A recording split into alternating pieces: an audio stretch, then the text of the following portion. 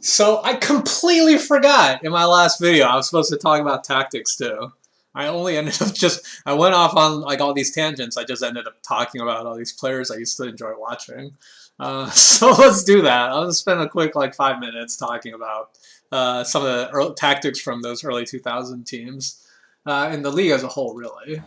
So I just picked a spot. Let's just break down some of these plays. Oh, what a doozy. What a good place to start. All right, so like this is not like okay, so this is like your standard like this is the standard triangle action that obviously Phil Jackson teams used to use. Very typical for the ball handler to bring it up and then go to the corner. You don't really see that nowadays. Like not even just because a lot of teams don't wouldn't run the triangle, but this is like a different game spacing wise, early 2000s versus today. So that was very typical back then. Like with your Ron Harpers, or in this case, who was that, Brian Shaw? Yeah, like to bring it up and then go to the corner. That creates the triangle with the post, and then there's a lot of actions that derive out of this. But this one in particular is very interesting. This is only made possible by a team with good continuity and chemistry, which is obviously your first option is to post up Shaq there. He knows that Mutombo is kind of overplaying the baseline a little bit, so he spins right off him to and then the back door for an easy oop, right? And the crazy thing about this play is you kind of have to know your teammates. If you know your teammates, this play looks amazing. You can't really do it in like pick up with players you don't know, but like if you've played with someone for a few years, you can try to run it just for fun to see if it'll work. Because the point is for it to work fast enough, the passer has to throw it before. But like basically he has to know the spin is coming. Otherwise, if he waits, it's too slow. So that's what makes this play awesome. Yep. Like, you can see, like, he knows the spin is coming, and he's already throwing the pass. Yeah. If you have to react to that, it's going to be too late. At worst, it'll be a turnover, but at best, it's like, all right, they have to catch it at the defender's already recovered, or a double team is coming. It's going to be an awkward finish. Let's see what we got here. Okay, so... Okay, double twins in the post. This is the one I talked about with Geiger guarding Shaq. Teams really did have like three centers back then. Like you never see a team that actually like has three centers anymore. Like a backup to your backup. You know, during the season your one or two guy might bring the third guy up for a few games, but repost. I don't know. Wow, Fox just took it all away. The repost obviously was very common in those Shaq days, and I remember there was a clip that we watched just now that I didn't comment about, where all he did was kick it out to Lou for a three. That's so common back in those days when you had to throw so much body mass at Shaq just to have any chance of slowing him from getting to the rim. But in this play, Fox actually just goes all the way, yeah. Might have been a little too easy from the help defenders, but at the same time, it's like, you don't want to foul either. Nah, that's a great pass. You can see why plays like this, like...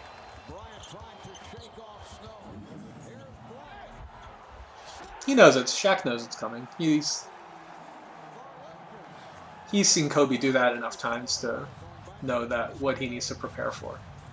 This is the runner. This is Eric Snow's. Yeah, this is a broken play. It's hard to get anything against the defense with that little time left. There were actually let's look at the ball deny on AI for the last little bit. That's actually a really important part of that play.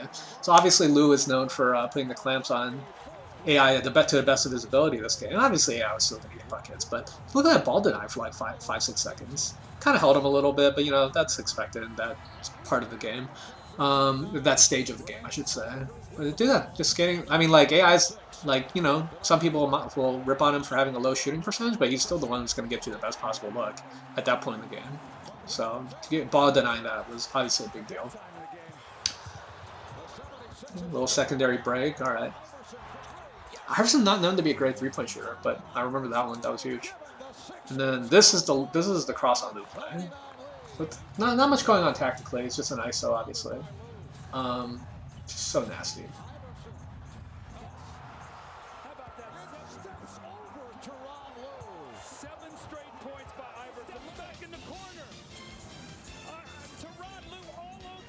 The crazy thing about watching the greats is they do the same moves as everyone else. They just do them better.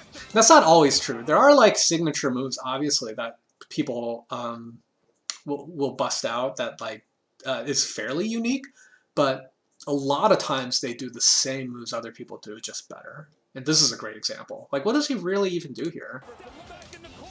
Triple threat, like big first step, brings it back. So simple. Like, every middle schooler in the country knows how to do that move. He's just the best at it, and you can't react to it. Like, I remember I played against this guy. This was only just half a year ago. I was in Pigeon Forge. My fiance and I went to Dollywood for fun. And my friend and I were also just stopped by this rec center to play some pickup. And there was this guy there who's on a D1 team. And, you know, I've played against D1 guys before in my life. I've played against, I've played against NBA guys in my life. And they're obviously all a million times better than me. But, you know, it's been a while since I played someone in D1 and, like, currently in D1. So young and on top of his game on top of that. And I just remember, like, I was like, wow, these moves you're doing, like, I see these exact moves at LA Fitness. Like, I even told him, I'm like, these moves you're doing, I see them at LA Fitness, but it's like, you're doing it so much better than them.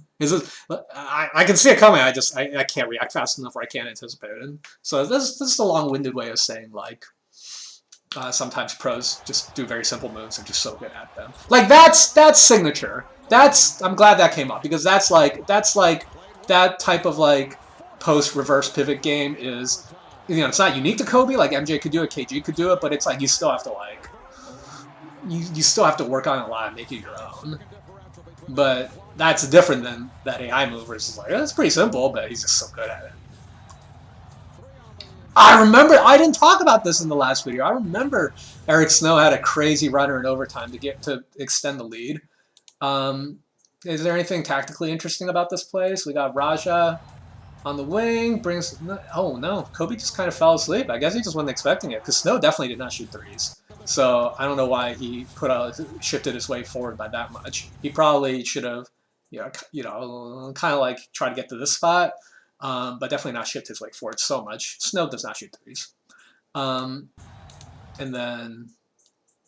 Yeah, low shot clock. He's just like, fuck it, 1-footer. We're gonna go for it. Yep. Yeah, he's pretty dejected there. He can't believe he let that happen. I can tell.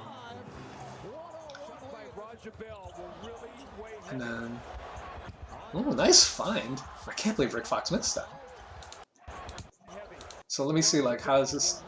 Okay, so yeah. McKee fronting, so nice pass. Miss, crazy miss. So I just want to spend a little time talking about the tactics of that era, because, you know, I was supposed to in the last video and I completely forgot. Let me just go over some of the plays in the middle of the game. You know, Sixers mostly just ISOing Iverson. They do a good job of, like, running floppy and stuff to get him free. That was like a big part of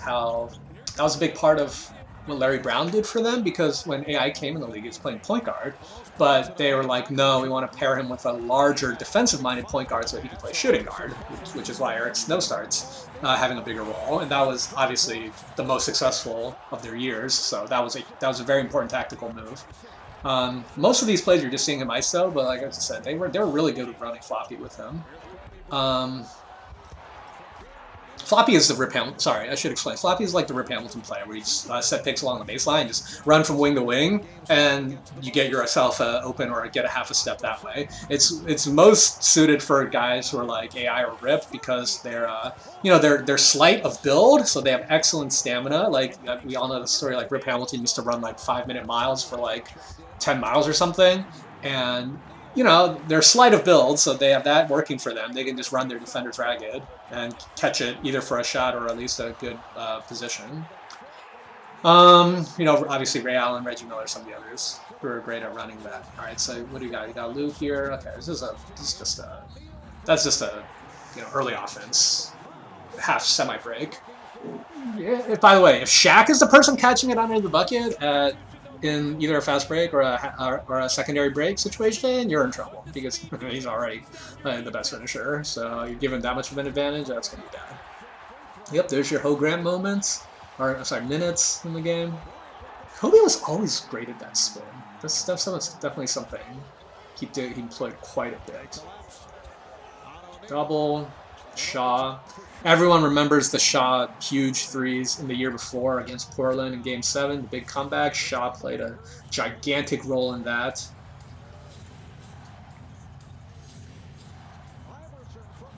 Iverson shot the three great this game. And he was, like I say, he was not particularly known for being a good three-point shooter. Yeah, dunk that, Ty.